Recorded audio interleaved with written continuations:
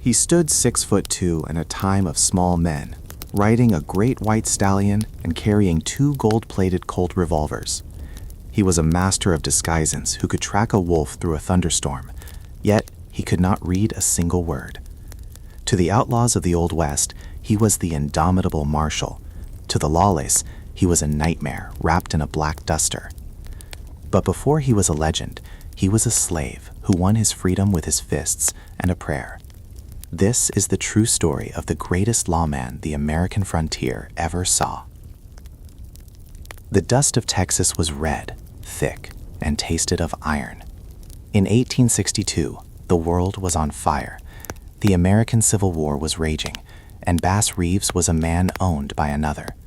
He belonged to George Reeves, a colonel in the Confederate Army. Bass was his valet, his shadow, and, during a fateful game of cards, his breaking point.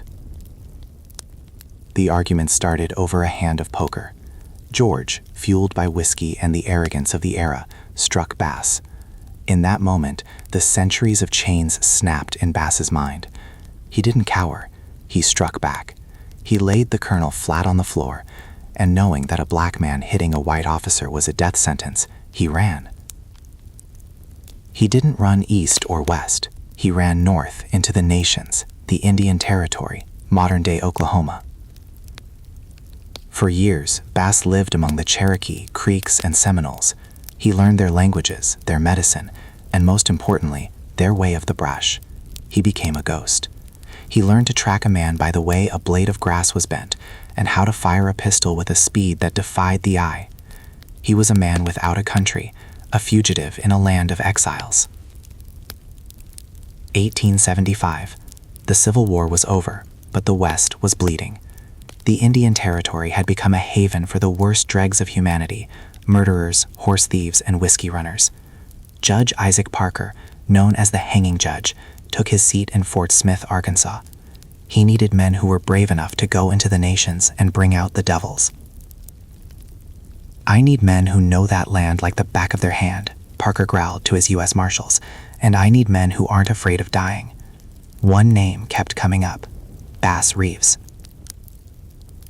When Bass walked into the courtroom, he was a formidable sight. He was polite, soft-spoken, and carried a presence that commanded the air around him. Parker handed him a badge. Bass Reeves became the first Black Deputy U.S. Marshal west of the Mississippi. Because he was illiterate, Bass would have a subordinate read the warrants to him. He would memorize every name, every charge, and every physical description. He would head out into the wilderness with a wagon and a handful of handcuffs. He never failed to bring back the right man. Bass's greatest weapon wasn't his gun, it was his mind.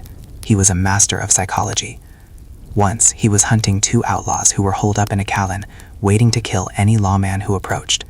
Bass didn't charge in. He dressed himself in rags, hid his badges, and walked for miles until his shoes looked worn through. He approached the cabin as a weary, limping beggar. The outlaws saw a harmless old black man. They let him in. They fed him. They laughed at his stories. That night, while they slept, Bass handcuffed both of them to their own beds. When they woke up, the beggar was standing over them, his twin Colts gleaming in the morning sun, his voice like rolling thunder. "You're under arrest in the name of Tej Parker," he said. "Don't make me use these." The most tragic chapter of Bass's life came when a warrant was issued for a murderer in the city of Muskogee. Bass took the paper and asked his assistant to read the name. The assistant went pale. "Marshal, you don't want to do this one." "Read the name," Bass commanded. "It's Benny Reeves. Your son." Benny had killed his wife in a fit of jealousy. For 2 days, Bass stayed in his room, silent. The other marshals offered to take the warrant for him. They didn't want a father to have to hunt his own blood. Bass emerged on the 3rd day, his face like stone. "He's my son. He's my responsibility. I'll bring him in." Bass tracked his own son across the territory. He didn't use a disguise. He didn't use a trick. He found Benny, arrested him, and marched him back to the jail in Fort Smith. Benny was sentenced to life in prison. Bass had proven that the law was not a tool for revenge or favor. It was a sacred oath. Bass Reeves served for 32 years. He survived countless gunfights. His hat was shot off his head, his belt was grazed by bullets, and his buttons were once blown off his coat, yet he was never once hit by a bullet. He was, as the outlaw said, protected by something beyond this world. He retired in 1907 when Oklahoma became a state. The new laws of the state brought Jim Crow and segregation, forces that even a man like Bass couldn't fight with a gun. He spent his final years as a city policeman in Muskogee. It is said that during his time on the force, there was not a single crime committed on his beat. When he died in 1910, hundreds of people, black, white, and Native American, lined the streets. They weren't just burying a policeman, they were burying the West itself. The years between 1875 and 1890 were the golden age of the outlaw. But for Bass Reeves, they were a long, dusty trek through the valley of the shadow of death. The Indian Territory was a 74,000 square mile labyrinth of jagged canyons, dense timber, and caves where men went to disappear. To catch a man in the nations, you had to think like the land. Bass had learned from the Creeks how to read the writing on the ground. A broken twig wasn't just a twig, it was a timestamp. The depth of a hoofprint told him how heavy the rider was and whether his horse was tiring. One of his most famous pursuits involved the Brunter brothers, a trio of murderous horse thieves who had sworn to kill any lawman who crossed the Arkansas River. They were holed up in a canyon so steep that a direct approach was suicide. Bass didn't go in with a posse. He went in with a wagon and a disguise that only a man of his stature could pull off. He dressed as a wandering, simple-minded farmer whose wagon had broken down near the mouth of the canyon. He spent 3 days sitting by a small fire, humming hymns and acting as if he hadn't a care in the world.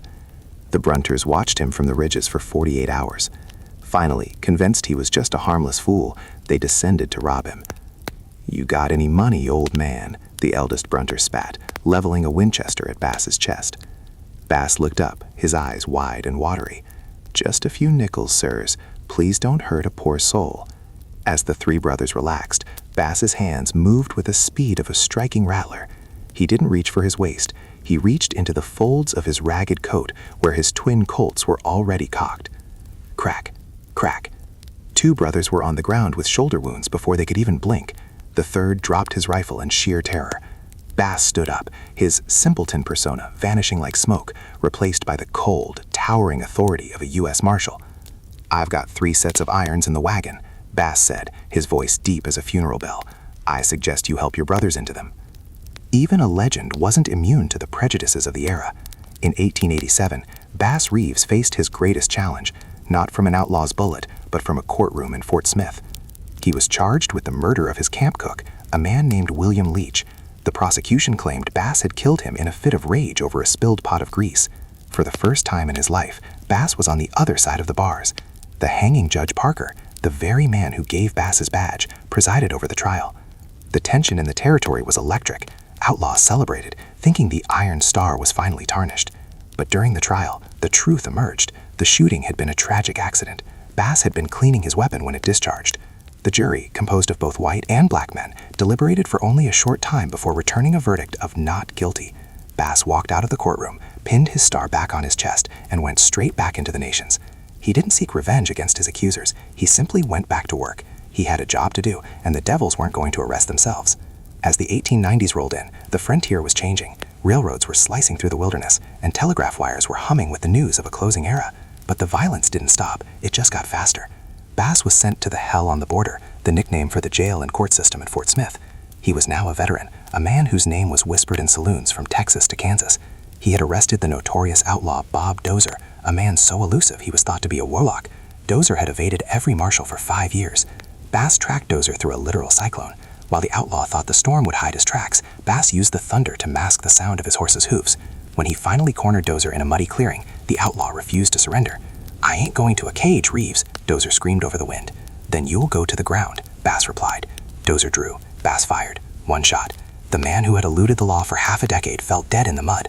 Bass knelt down, said a brief prayer for the man's soul, and began the long journey back with the body tied to a packhorse. By 1907, Oklahoma was becoming a state, and the federal jurisdiction of the U.S. Marshals was being replaced by local police and state troopers. At nearly 70 years old, Bass Reeves was told his services were no longer needed. He didn't complain. He didn't boast of his 3,000 arrests. He simply turned in his badge, his spurs, and his dusty duster. But the people of Muskogee knew better. They hired him as a city patrolman. For 2 years, the giant of the frontier walked a beat on the city streets. He carried a cane, but he still wore his sidearms. It is said that when Bass walked down a street, the rowdiest saloons went quiet out of respect. He was a living monument to a time when the difference between civilization and savagery was a single man with a star on his chest. Bass Reeves died of Bright's disease on January 12, 1910. History tried to forget him. For nearly a century, Hollywood told stories of white sheriffs and brave cowboys, while the story of the black slave who became the greatest marshal of them all sat in dusty archives. But the truth is a stubborn thing. Today, Bass Reeves is recognized as a titan of American history. A massive bronze statue of him stands in Fort Smith, Arkansas, the horse's hooves forever galloping towards the Indian Territory, the marshal forever looking for the next trail. He proved that justice isn't about the color of a man's skin, but the steel in his soul. He was the first, the last, and the greatest of the frontier kings.